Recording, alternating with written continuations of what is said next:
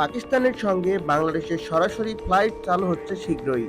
দক্ষিণ এশিয়ার এই দেশটির বন্দরনগরী করাচিতে নিযুক্ত বাংলাদেশের ডেপুটি হাই কমিশনার এ ঘোষণা দিয়েছেন।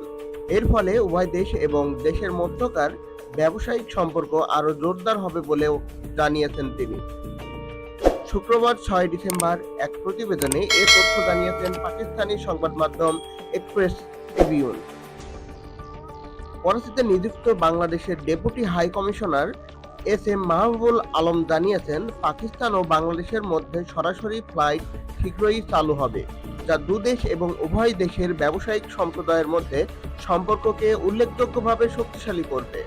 তিনি আরও জানিয়েছেন, Hyderabad chamber of small traders and small ইন্ডাস্ট্রির সহযোগিতায় হায়দ্রাবাদে দুই দেশের আমদানিকারক ও রপ্তানিকারকদের জন্য এক প্রদর্শনীর আয়োজন করা হবে।